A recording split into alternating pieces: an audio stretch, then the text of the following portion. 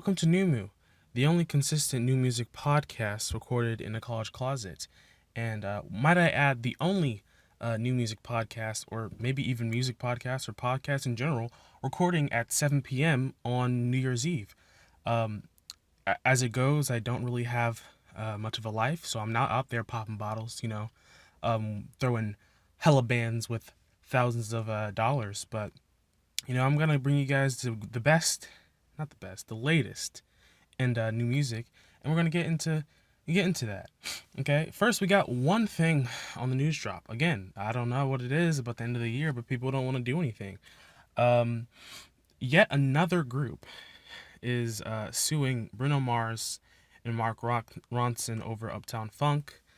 I don't get it. It's just like these songs like Blurred Lines, Uptown Funk, these super hot mega hits that are all like, inspired by previous generations of music. They all somehow have copyright issues, maybe because they are literally the exact same songs from before. I don't know. I never like felt like that.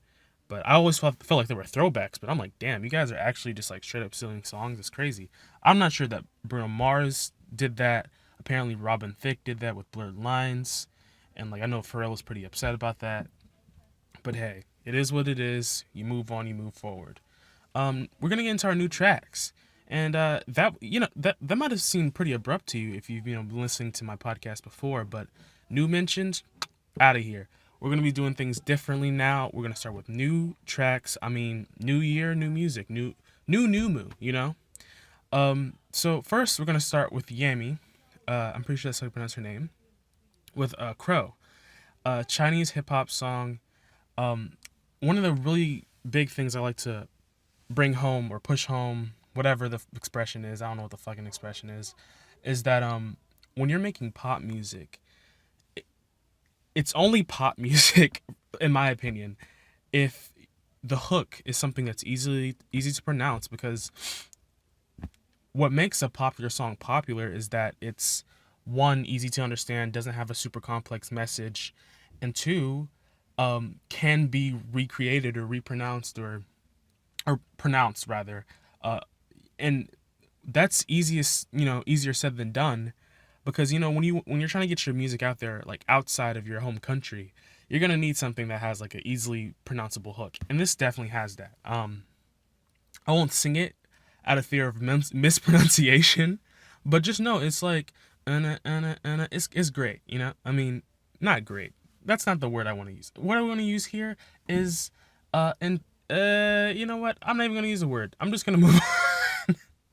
The song is region locked a little bit though. Interestingly, there's this Chinese website called Weibo, maybe Weibo, don't know. And so this song was re-uploaded onto the Zong TV YouTube channel, and they like I guess showcase Chinese hip hop or whatever. And this song is kind of like a trap kind of song.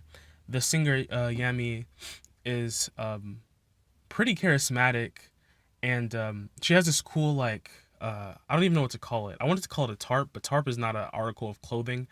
Um, it's like a cardigan made of feathers. It's super super interesting. The instrumentation on this song is interesting as well, because I feel like with a lot of Chinese hip hop, especially the ones I've listened to, those songs that I've been listening to in recent times. When I say recent times, I mean like the past week. My life moves so slow. Everything from like last week feels like years ago, honestly. But the instrumentation, like the guitar, I don't know what it's called, but there's this instrument probably of Chinese origin in the song, and it doesn't even sound like a sample. That's how crystal clear it is. I'm sure that it is a sample, and it's also pretty interesting. I'm almost 100% sure that they're using gross beat on it, because it has like a sputtering like effect on it. That's pretty cool. Next we got DJ Poofy, uh, featuring MC Lord, MC Dede, MC Novine, MC WME, and Mr. Zhao, whatever. I don't know how to pronounce his name. I'm sorry. But it's a funk song that I originally thought was a set. So a set is like, you know what a DJ set is. It's just like a, you know, I took some people's songs together and I made like a little mix or whatever. This which is not uncommon in funk music. What you'll do is just like you'll have like five artists and you'll have them come do a music video with you, and essentially you'll just remix all their songs and just have them sing them like like as if they were new songs or whatever, and that is just part of one big song. This one is kind of like that, but it's not. He had them come in and make original like music, which is really interesting because it's kind of cross label. Like I know that MC Dede and MC WME are not on the same label, and they probably would have never been on the same song together.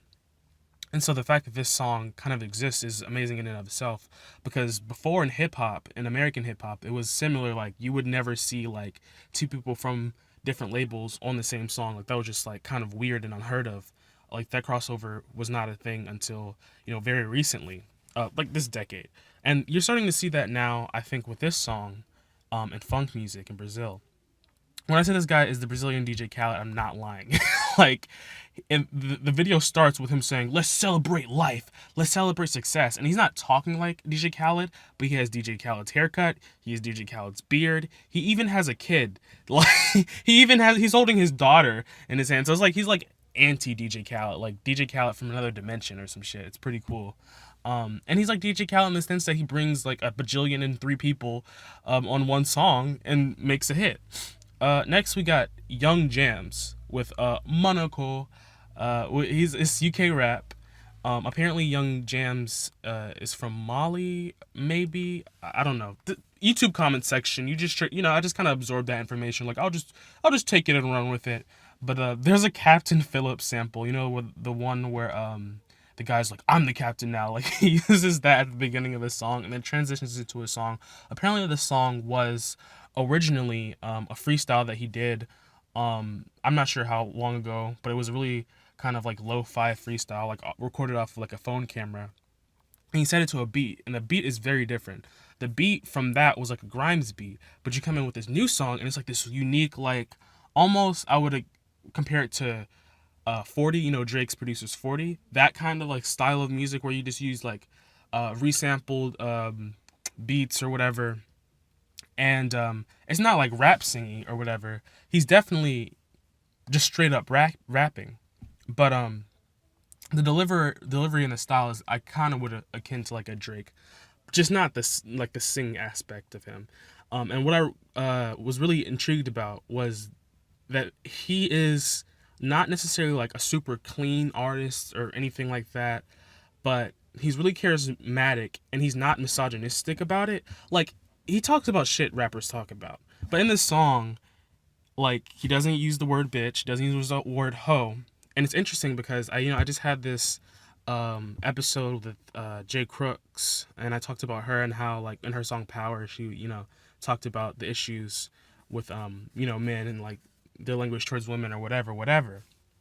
And I feel like Young Jams made it onto the new tracks for the reason that he's just like, I feel like the answer to that, like he just seems like a really cool dude who just like, I mean, how could he's one of those guys who you're just like, how could anybody like dislike this dude? Like he's not like a pushover or anything. Like he's not soft, but he's not like trying to be something that he's not. And I really appreciate that. Somebody in the comments was like, I brought up the whole Mali, he's from Mali thing because somebody in the comments was like, this is like one of the first dudes I've seen, who's from the UK and also from Mali or whatever, of Mali ethnicity. I don't know what like the denim for that is, but one of the first dudes I've seen who's not like doing drill or doing grime. He's just like on his own, like, well, the guy pronounced not pronounced it. He said it was weird shit. He was on his weird shit or whatever.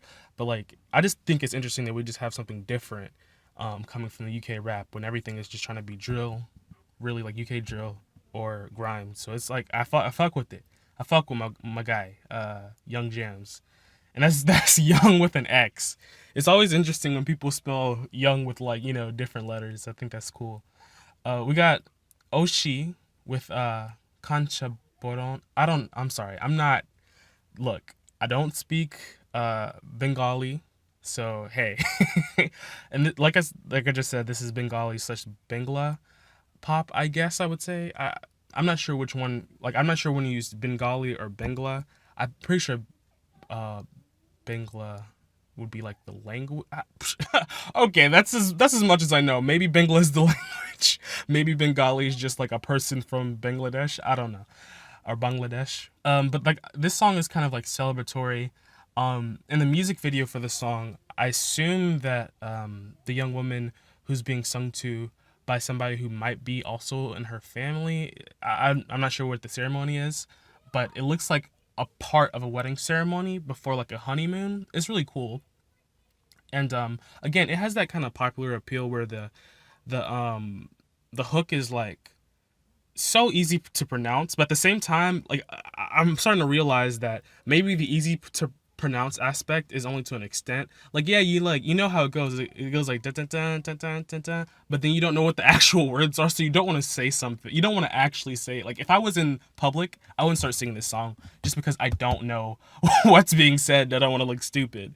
But I mean, I feel like that's an interesting thing about it. You know, it's really infectious. It's like an earworm. I just find myself every day up until like this episode just singing it. Like, I don't know what I'm saying, but this shit goes hard. And the music video is so sweet, so cute. Um, like the girl who's the young woman who's singing is like singing to her like relative or whatever, and she like, gets her up to dance with her. It's just cool. It's just cool. I just really fuck with it. Next we got, I'm gonna mispronounce this, but it literally, I'm gonna pronounce it how it looks. Rosa Poo. Okay, Rosa Poo. Maybe like Rose Apu. I don't know.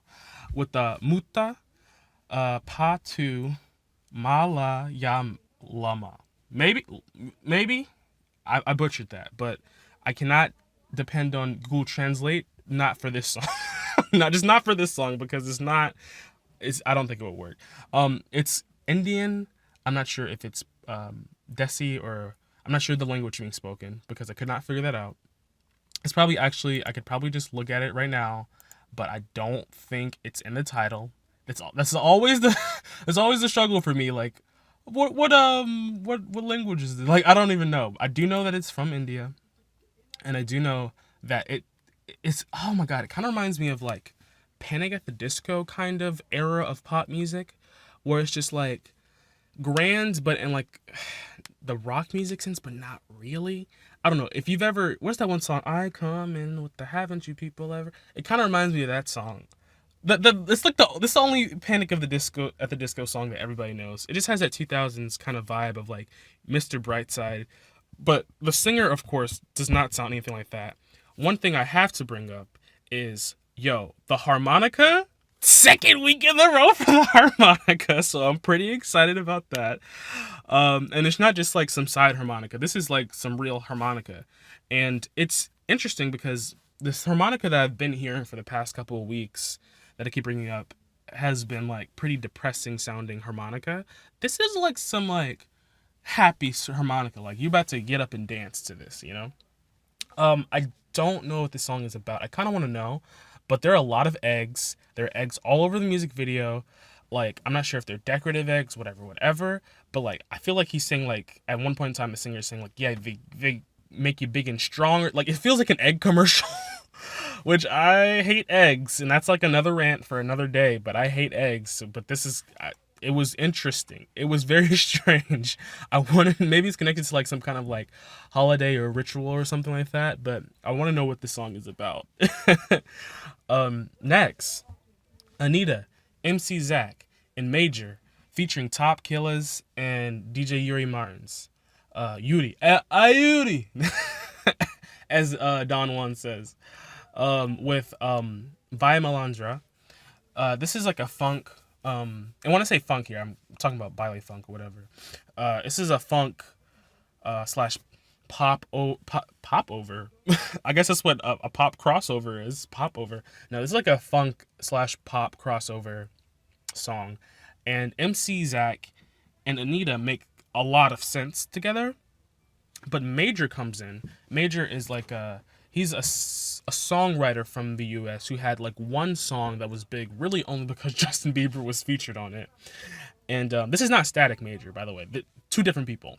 But anyways, Major is on the song, and he feels like what I predicted this back in April when I started listening to Baile Funk. I says I saw what was happening, or was starting to happen with Latin music. I saw what happened with Caribbean music, and I was like, Baile Funk will be right after.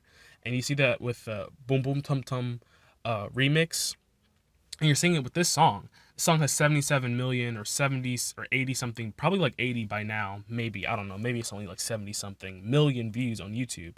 Came out last week.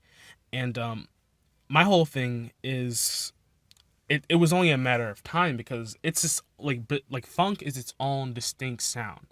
And you take it and you make it a it's easy to make it pop.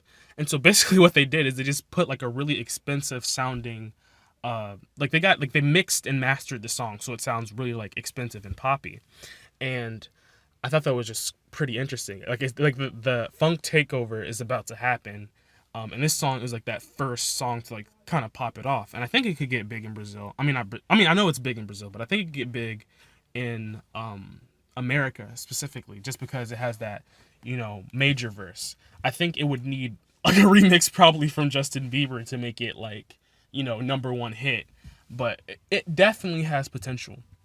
One thing that's interesting that people, I'm not sure, would necessarily vibe with, I'm not sure if people really would understand, is that sexuality in Brazil is very different from sexuality in America. And it's displayed in this music video.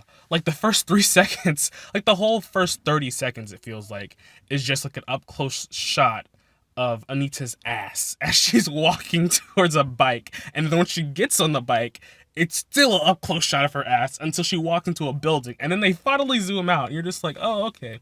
But like, it's not like sexuality in Brazil isn't coming from this place of like it's 100% misogynistic necessarily, because it's also kind of liberating in a sense, or at least that's what the vibe I kind of get from it. So just like, just kind of accept. You don't really have to accept it. I'm not telling you to accept it, but just be aware that like, it's a different kind of world. It's a different type of culture. This is how they do things. It's not necessarily a 100% representation of misogyny, because there are some things that Brazil has done way better than the United States. For example, they have a female president, which I'm not saying that like Hillary Clinton would have been like, necessarily the best fit. Definitely would have been better than Donald Trump. That's not even a question. But I voted for Joe Stein. That's not what we're talking about. This is not a politics podcast. Anyways, I just mean that to say, they have done certain things that the United States hasn't even done. So don't necessarily whip out the misogyny card like when you see this music video, if you see this music video. Next, we got Joey Badass with Gasolina. He horribly misspelled Gasolina, but if that's what he's trying to pronounce, he horribly misspelled it. He spelled it Gazzliona. Whatever. It's a rap and a hip hop song. This is unreleased content that Joey Badass made back in 2013. It feels way more recent than 2013 though. The beginning is kind of like tropical vibes, very like sample heavy. It's kind of like that rap hip hop. Like in the late 90s, how we were going through that rap / hip hop phase where like it didn't feel like old school hip hop, but it was we were moving towards rap music. We were moving towards that bling era. It kind of feels like that kind of like Wu-Tang Clan kind of like late Wu-Tang Clan, mid 90s, late 90s kind of era rap style, like Black Thought and like shit like that. Is that even right? If it's not like Black Thought, don't kill me for that. Don't kill me for that. But anyways, that's what the first half kind of feels like. Second half is boom bap. Like this, it's like the pop angle of that era of the mid 90s to the late 90s era. The pop angle of that is like the first half, and then the like real bars lyrical side of that is like, the second half. So it's like a difference between like ghetto superstar versus like some really hard ass like Nas, or like it's like the difference between like ghetto superstar and any song off of Illmatic basically. So that's what the kind of, or it's a difference between like let's say Tupac, like pop, like when Tupac was doing like kind of poppy kind of rap. That's the first half. Kinda the rap style, not like the actual sound of the song, and the second half is literally like Biggie Smalls. Let's say that. Let's just say that, kind of. Not to say that Biggie Smalls didn't make pop rap, so maybe that's not the best analogy, but you get what I'm trying to say. I just want to know, why is this song just now being released now? Because it is hot fire. It's just that like compelling and interesting. I'm just like, whoa. This almost sounds like new Joey Badass, because I remember there was a time where I wasn't really feeling him because I didn't think Joey Badass was like that aggressive of a rapper. But this song is bars, bars, bars. Like this sounds like a Funk Flex freestyle or some shit. Like that's the kind of bars I'm talking about. Like this shit is super aggressive. I mean, niggas will be sucking their teeth and fucking blowing hot air and shit to this song. This song is just like, it's just bars. You know what I mean? Uh, Next we got Mei Se Wei. Mei Shi Wei, maybe? Ma Shi Wei.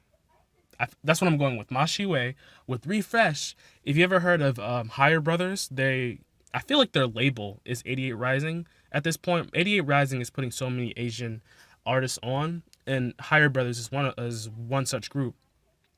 This song might be a Sprite commercial in China. I think there's Sprite all over the Sprite logo and whatever all over the music video. And so it might be advertisement, which is not like uncommon in Asia. They do it all the time in Japan, these commercial songs, which are literally full-length songs that sometimes don't even mention the company. Like I don't think he mentions Sprite in the whole thing, but he says fresh, refresh. And it's just like, I feel like they want you to make a jingle, these companies, and then you come out with like a song that's just like incredible. I want to know, I feel like, is 88 Rising changing people's perception of Asian culture, and specifically like Asian musicians? How does Mei Shi Wei fare as a solo artist? You know, let's just think about that. Next, we got Satsuki Aida with Like the Sunshine. Kind of like jazz music kind of vibes. You ever played any Persona game? Past 4. So that's only 2 games. Persona 4, Persona 5. It kind of has that kind of vibe. More so like Persona 5 of like jazz music. And my whole thing is just like, do music genres die in Japan? I feel like they don't. This song is so it's exemplifying that. Just because, you know, in Japan they still have arcade machines. Like I feel like in Japan there just seems to be so much room for other things in their culture. Like, yeah, like we can have video game consoles, but we're still gonna have arcades, you know? In America, it's just like, oh, we have video game consoles, let's like do away with the arcades. So it's just like, I feel like things don't really die in Japan. It feels like they just adapt to the climate. But not even really. Like this jazz music feels just like regular jazz music. It doesn't feel like it's trying to be anything else. It doesn't seem like the vocalist is trying to imitate anyone. She just feels like she has her own voice. And that's why I feel like Japan is a really interesting space for cultural, I guess, kind of artifacts, because they don't really die. They just make room for other shit. And I feel like that's the way it kind of should be. Like I like that, you know?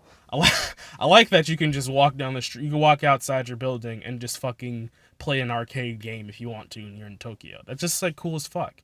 You know, if you want to play an arcade game now in America, I mean, there are very few places that you can go to, and it's really just kind of a niche now. And maybe it's like, you know, making a comeback, but it's not going to be anywhere near as big as it was. In Japan, I feel like shit is just as big, you know? Shit went nowhere at all. Next we got Takai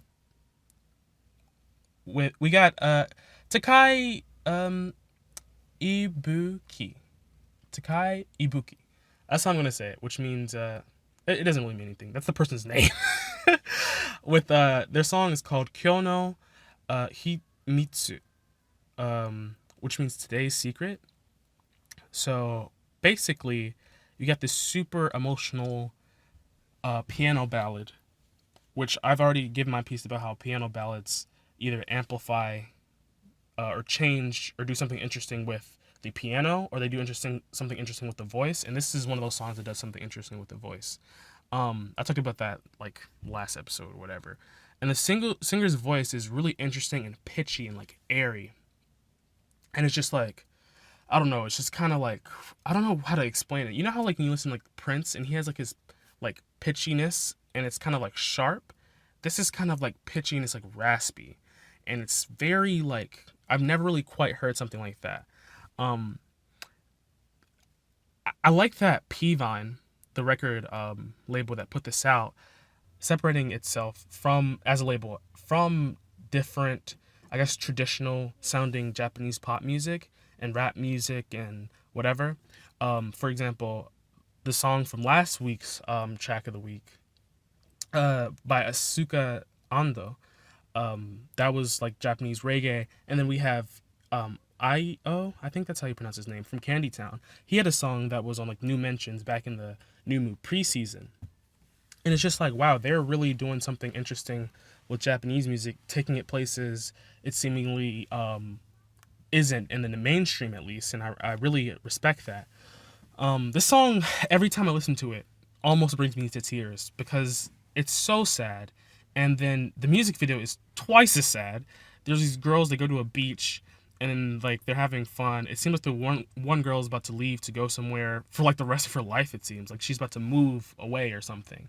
And then like there's a scene at the end where they're looking at each other and they're just like talking to each other, and one girl's like in tears, and then they cut to the other girl, and once they cut to the other girl and then zoom out, the girl that was in tears is gone, and it's just like maybe she moved away, maybe she died. Oh my god, it was just crazy. Like every time I watch that music video, I almost cry. I'm just not at that place. Like I feel like right now I'm in a happy place, but if I was in like a slightly more sad place, I would be fucking sobbing. You know, I would just be losing my mind. Next we got Boomzu. I feel like that's how you pronounce his name. And CK. Oh my god. I've been waiting for weeks to talk about CK. Because that is my guy. This song is like the swerve anthem of the week. Last week it was Yeah Yeah. I feel like with harmonica and swerve anthems, we're just gonna have like a unbroken chain of them every week, you know? And this song isn't the same kind of swerve anthem. Last week's swerve anthem was like, hey, you keep coming back to me. I don't want to have this relationship with you anymore. This one is like the same kind of thing, but it's like, yeah, like you go be with your new guy. Like don't hit me back up like ever. Like I don't want to fuck with you anymore. And it's from a male perspective, so I guess it's a little different or whatever. And Boomzy just has like this really distinct voice about him. This is the first song we've heard from him, but I don't know. I feel like maybe he's a little slept on because I feel like he has some, real pop potential. Next, not next. Sorry. Next thing I want to say about that, is Korean R&B. Is kind of more risky, it seems like, than American R&B. And it reminds me of early this decade with like, The Weeknd and Frank Ocean and Miguel, what they were doing. They just seemed really energetic, like they were taking R&B to places like it hasn't gone before. And I feel like that with songs like this, and songs like the standout track of the week, which I'm going to get into later. Next we got Non with Run. This is a garage rock kind of song. Reminds me kind of the rock music that was being made in like the late 90s in America and stuff like that. I'm interested in how like unique vocalists like known come to terms with like vocal delivery and vocal style, because I know as somebody who like me who I love to sing, but I think my voice sounds really weird. Like how do people with like distinct sounding voices come to terms with the fact that like, hey, like even though people might not like the way my voice sounds, like I'm going to keep doing this and keep like, putting myself out there. I don't know. I just feel like that's something I struggle with. But I'm trying. I feel like I'm adapting and evolving, but like, hey, no one knows what she's doing with her voice. For sure. Full of personality, the song is. And that's full of personality the song is. It sounds like fucking Yoda or something. Especially the music video. There's this point where like, she's running through this park and she's like changing costumes or whatever. And she's like in this closet thing. It would make sense if you actually saw the music video. But she's in this closet and like, because she's not there to sing the song anymore, this like politician or somebody comes out and sings like he's doing fucking karaoke, and it's so fucking hilarious. I just want to know what the future of J-Rock is moving on, with the world moving on to different avenues. Like I said, in Japan, I feel like things really don't ever die. Like they just, make room for new shit. And what does that mean for a genre when your genre doesn't die? Like people still buy J-Rock music. J-Rock is still probably the most popular genre.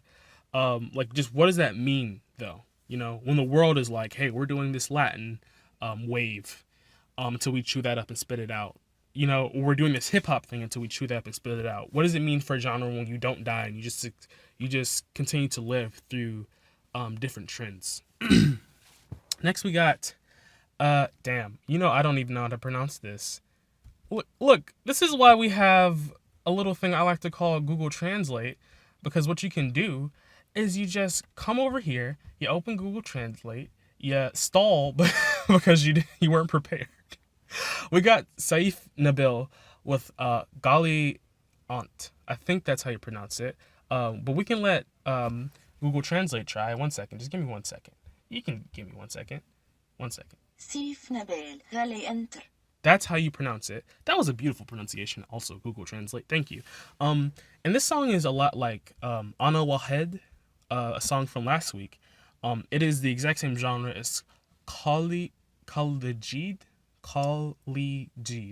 which is a contemporary form of, pop music in the Gulf Peninsula. I guess that's what you would call it, like Saudi Arabia, Qatar, Kuwait, Oman, that area. This style of music comes from that area, but this song is from Iraq. I'm pretty sure, or the label that put out this song is an Iraqi label, or at least their YouTube channel is based out of, if you can even say that, their YouTube channel is based out of Iraq. So I'm gonna refer to them, as Iraqi, I guess. And so it feels like R&B. It's stripped down in that kind of way, and I feel like with R&B music, the more stripped down and sensual you are, the more the more stripped back your song is, the less it's trying to do, the more sensual it is. And I feel like this song definitely has that understanding. The music video is kind of funny. There are all these people playing these instruments. Like, this person is playing a banjo, this person is playing saxophone. There's no banjo or saxophone in this song. And you're just like, they're clearly all fake playing their instruments, but who really steals the show is the vocalist, because he has the most visually stimulating unibrow I've ever seen in my life. It is absolutely magnificent and beautiful, and he gets his eyebrow, one eyebrow, his singular eyebrow is on fleek. I love it. So I just had to let you guys know about that. Go watch the music video. You'll see what I'm talking about. It's in the playlist for this week, of course, which you can just get. If you look in the description for this video, the playlist link will be there. Whatever. Next we have Nessa Preppy with Tingo. I'm sorry if I butchered that. I am not from the Caribbean. Do not murder me, okay? It's Soca, or at least the title of the video has Soca 2018 in it, so I'm gonna say it's Soca. I don't know, I don't know the difference between dancehall and Soca. I'm not gonna lie to you.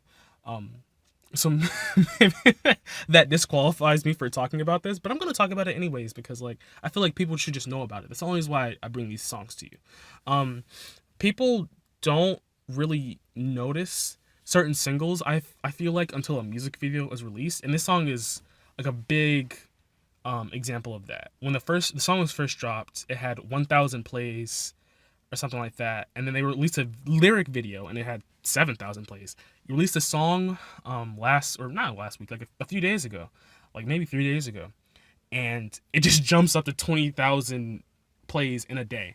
Partially because Nessa Preppy is so gorgeous, and secondly because when you see a music video and you see that somebody put time into crafting a vision for something, I feel like you just go, oh, maybe I should go listen to this song now. I feel like that's just how it goes. You look at a song like Thrift Shop by Macklemore. That song didn't explode until there was a music video.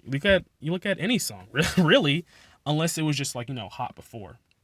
But I'm saying music videos are just how you gain traction for a song. I mean, everybody knows that. Or maybe people don't know it because people keep trying to pull out lyric videos like that does something. But this song just sounds like something that Major Lazer or Diplo would take and make into a bad song. It just sounds like if this had some wubs and some I don't know, some extra instrumentation, it would be horrible. But the way it is, it's a really interesting song.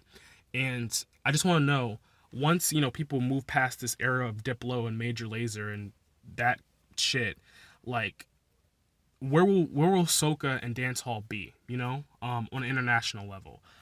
I don't think they'll be, in that. My thing is, I don't think they will really be in the international kind of lens, but where will it be? What will the damage that Major Lazer and Drake and Diplo, what the damage that they have done to the genre, what will that do to the future of it? I just want to know. Next, we got a new segment. I told you I took away new mentions. I'm replacing it with a segment I like to call Choto, which I talk about, songs that are new tracks for sure, but I give you a little bit of what I think about them because I don't have as much to say about them. We got Sungwoo Jung A. Sungwoo Jung Ah, maybe, with Cat. It's a song literally written from the perspective of a cat, and it reminds me of 1950s pop, like from like a musical or some shit like that. And there's something so charming about that kind of like era of music and the recreation of it in this song, because I don't feel like this. It feels like disingenuous. It does not feel like a remix. But I can't really pinpoint what it is that makes it so charming. Maybe it's like the scatting. Maybe it's the perspective of the cat thing. I don't know. Next we got Baby G. Every time I say Armenian in this segment, I meant Albanian, which with most Unal, I think that's how you pronounce it. Armenian, I don't speak it. This is the hottest, and I mean sexy. This is the sexiest song I've heard all week. And don't get it fucked up, because there is like well, Baby G tries to do that like Sia thing where she has like this little girl come in and dance in her music video. But I'm not saying the little girl is sexy. I would never say that. I am not a fucking pedophile. Never going there, okay? What I'm saying is, when you actually see Baby G, she is all that in a bag of chips. Let's just say, and I'm not trying to be weird right now, Baby G had me stimulated, okay? I was a little stimulated, and I was just like, okay, I fuck with that. There's, and the song is just like a nice fusion between like Armenian pop music and like, you know, just like pop in general, because like there's this like sample of this like woodwind instrument I don't really know the name of, but it just, I've listened to other songs from the region and it feels very like it's not that far fetched. Like it's not trying to be something that it's not. It's not trying to be just straight up pop music trash, generic garbage. You know, it's very interesting in that sense.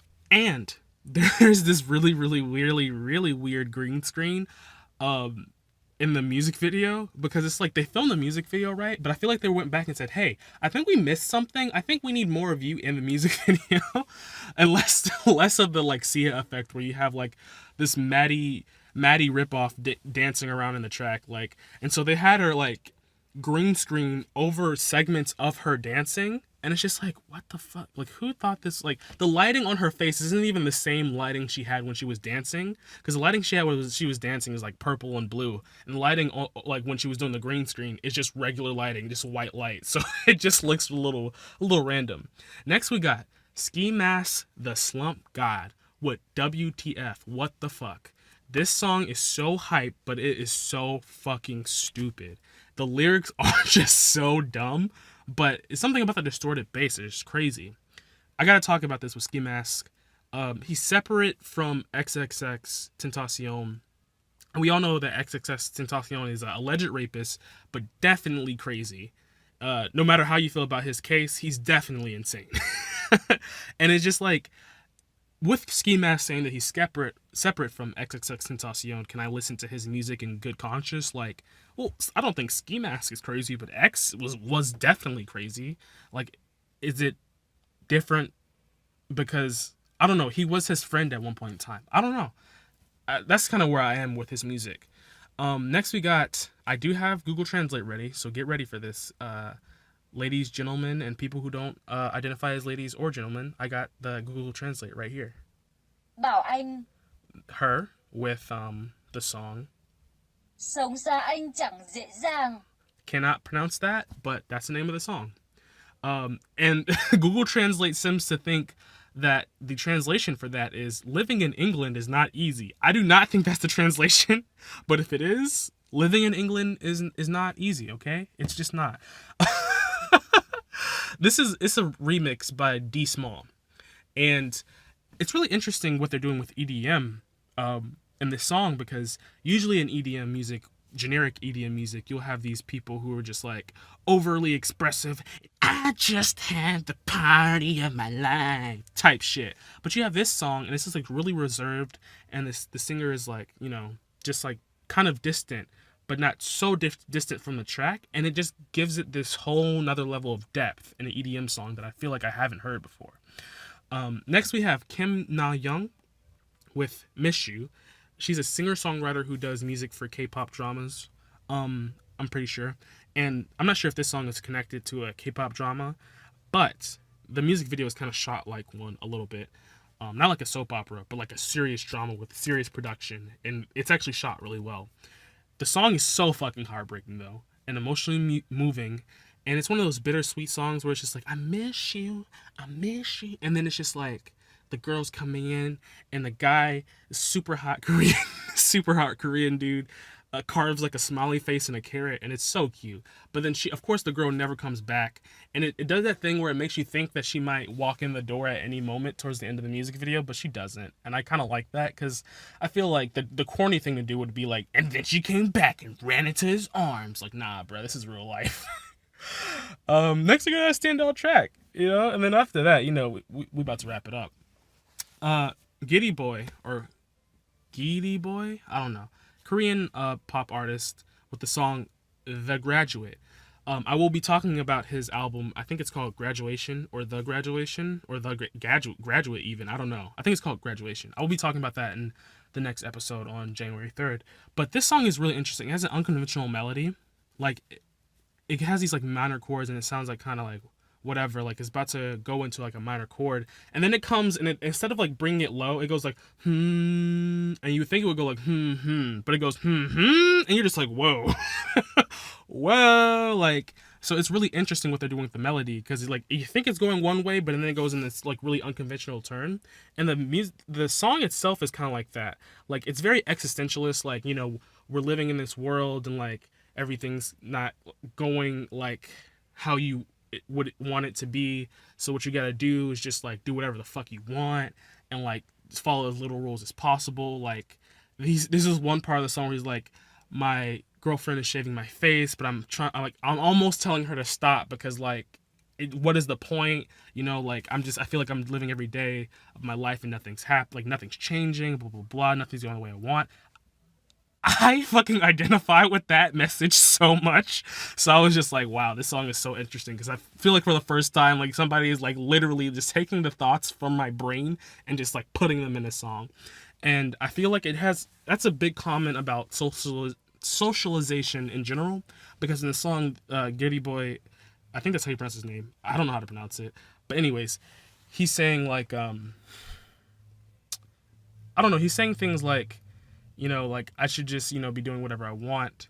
And like, this is the only person I care about, blah, blah, blah, blah. Also a thing that I've also thought in my head so many times. And I feel like it's just easier said than done. And maybe that's another comment you can make about this song and about that kind of writing or that kind of perspective, that existentialist perspective of just like, why am I even doing this? What is the purpose of this? There's a point in the music video where this woman spray paints this guy's outline, because they were like sleeping next to each other, and she like gets up and spray paints this guy's outline. And I asked like in the comment section, like, hey, why do you guys think that happened? And this one girl said, I think it insinuates suicide. And I was just like, I don't even know what that means. But if you see the music video, you'll definitely know what I'm talking about. Anyways, this song is kind of like a very like liberating track though. It's singing from this perspective of like, do what you want, blah, blah, blah, seize the day, carpe diem type shit, And then George, a vocalist that, I really have been vibing with quite a lot recently, comes in and he's just like, I don't know. That is a horrible recreation of George's vocals, but he adds a lot to the song. Again, it just reminds me of that era at the beginning of this decade where we had all these R&B artists who were going out of their way to give us something really risky and really interesting and kind of atmospheric. And I feel like that's happening right now in South Korean R&B, not happening in American R&B. In American R&B, we have rap singing, and I'm tired of that, honestly. Next, we got Late Ones, where I talk about, songs that I missed briefly. I can't even talk. This is what happens when you live in Atlanta your entire life. But we have Anna, definitely Anna, because it's A-N-N-A. Whenever there's two N's, it's definitely Anna, with her song, Huh. And I'm bringing this song back because it really put me on to Chinese hip-hop. Which, I just heard the song, but it really, like, opened my ear to that kind of sound. And it directed me to this other song by Vava. I think that's how you pronounce her name. Her song, My New Swag. Whoa. This song I'm bringing back because it had a beat drop that literally, not shitting you, Literally made me cry. Actual tears rolled down my face. It was great. Next we got Ajam with Bahre Tavil, maybe Persian song, by a contemporary Persian band. And I'm bringing this back for the very skilled percussionist. She has just like finger drum, and she fucking kills it, man. I'm fucking crazy finger drumming. I don't even know if that's what the name of the instrument is called, but it's just watch the video for it and you'll know what I mean. Next we got Mestiza with Atu Novio. I'm bringing this back for Mestiza's fucking charisma. So charming. She put out a remix of her song Meruso or Mehuso. I don't know how to pronounce it. I think it's Meruso. Meruso. I can't even talk. What the fuck am I doing? What am I doing here if I can't fucking talk? Live from the closet. just wrap this up. Live from the closet. No, I'm just kidding. Anyways, she's just like, I swear to God, there's a line in this this song where she goes, "I'm the president." Blah blah blah blah. Blah. She's just that kind of person. And of course, we wrap it up with George with his song "Boat." It literally the hook is "I'm on a boat." You know that song "I'm on a Boat" by Lonely Island? It reminds me of that, but if it was like super melodic and like a pop song. I'm bringing it back for that reason, that it sounds like the Lonely Island song, and for the fact that there's a cover, like a 5-second cover of "Under the Sea" by Sebastian the Crab from The Little Mermaid, and that shit made me laugh. And so I fuck with George, and he did, amazing job on that giddy boy or girly boy or I don't know how to pronounce his name. He did an amazing things on that song. And so, I gotta, I had to look him up and, I put him on the late ones. Well, that's it. I think we, we barely got it in before the end of the year, but live from the closet, no, I'm not going to wrap it like that. No. I love you guys. We're looking at 2018 and we're going to have big things, for NyuMu. I'm looking forward to all those big things. What are those big things? I don't know yet. I just kind of come up with shit as I go. But, I will definitely keep you guys updated. Okay, this is the real wrap up. Live from the closet, I'm out.